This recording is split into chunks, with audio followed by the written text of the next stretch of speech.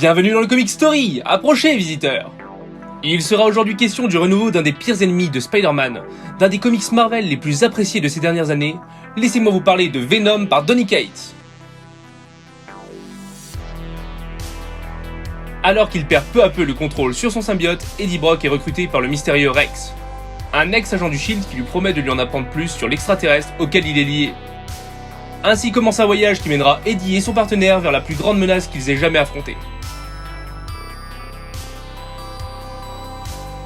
Après le succès de ses grandioses Thanos gagne et Cosmic Ghost Rider pour ne citer que, Donny Cates se voit confier une série qui lui ouvrira encore plus de portes.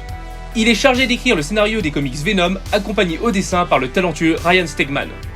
Le duo s'y attelle donc à partir de 2018 à l'occasion d'un nouveau départ des séries de comics Marvel pour le Fresh Start. Une relance des titres de la Maison des Idées suite aux événements de Marvel Legacy. Venom par Donny Cates s'impose comme la série à suivre. Paru dans un premier temps en format kiosque, nous nous attarderons aujourd'hui sur les 6 premiers chapitres de cette série qui composent l'édition librairie publiée il y a quelques jours par Panini Comics. Opposer un héros à une entité surpuissante, c'est le pitch de nombreuses œuvres de fiction depuis David contre Goliath. Pourtant, ce comics est loin de sonner comme une redite, car Donny Cates ne manque pas d'y incorporer ce qui va maintenir le lecteur en haleine. La promesse de révélation et de nouveautés à propos de personnages que nous pensions déjà connaître par cœur. Le scénario arrive à surprendre avec des retournements de situation et des révélations toujours cohérentes avec le reste de l'histoire.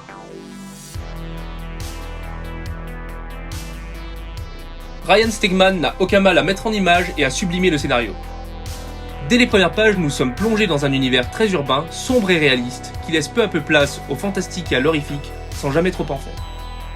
Le design de chacun des personnages est respecté et magnifié. Les décors sont généralement classiques et baignent dans l'obscurité, renforçant la dimension horrifique du récit. J'ai été marqué par certaines cases qui semblent tout droit sorties d'un film de monstres mettant en scène Godzilla ou King Kong.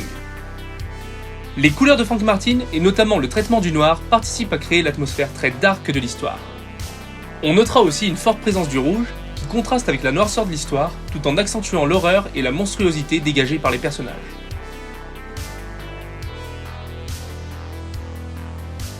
Toutes les pages de ce comics semblent être des pièces de puzzle qui s'emboîtent parfaitement les unes avec les autres. Tout au long du récit, le lecteur n'a plus qu'une seule obsession, rassembler toutes les pièces pour enfin avoir une vision d'ensemble sur cette œuvre.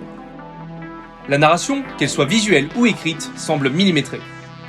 Elle offre une histoire toujours soignée dans ses détails et très cohérente. Une cohérence provenant en partie des flashbacks qui viennent toujours directement appuyer les révélations faites au lecteur. Ces scènes agissent comme des preuves que ce que l'on nous montre est réel et l'a toujours été. Le rythme est soutenu et l'action occupe une place très importante dans le déroulé de l'histoire. Il y a quelques scènes d'exposition, au travers des flashbacks notamment, mais rien qui viendrait casser le rythme. Cette si bonne gestion du rythme et de la narration vient selon moi du fait qu'il n'y a pas de dialogue superflu, tous les échanges ont leur utilité et servent le récit sans jamais trop en faire. Le découpage et la composition sont ici très recherchés. Il est rare de voir 2 pages avec une disposition de cases similaires. On a même droit à de belles pages pleines lorsque l'histoire nous présente un élément nouveau ou important. Ce qui fait le cœur de ce comics, c'est d'abord l'écriture des personnages avec une très forte relation entre Eddie et son symbiote. On ressent entre les 2 personnages un attachement plus sentimental que physique. Ils ne sont pas ensemble par nécessité, mais plutôt par affection. Ce comics nous montre que nous ne savons finalement pas grand chose à propos des symbiotes, mais il nous fait la promesse de nous apporter des réponses pour ce qui est de leurs origines. Là où réside le talent de Donny Cates, c'est selon moi dans le fait d'arriver à rendre logique ses trouvailles et créations alors qu'il les inscrit dans une histoire qui dure depuis plus de 60 ans.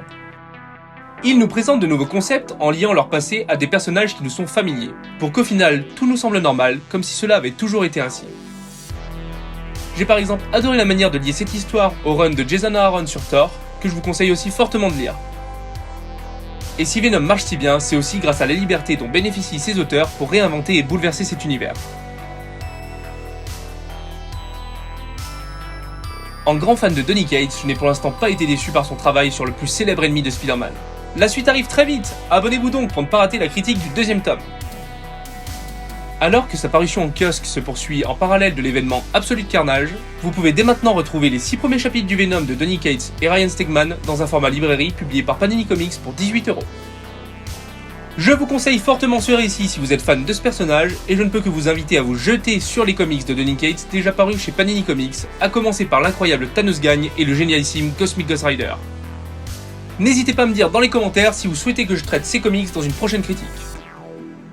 J'espère que vous avez apprécié cette nouvelle critique comics. Donnez-moi votre avis dans les commentaires et abonnez-vous pour ne rater aucune critique. A bientôt visiteurs.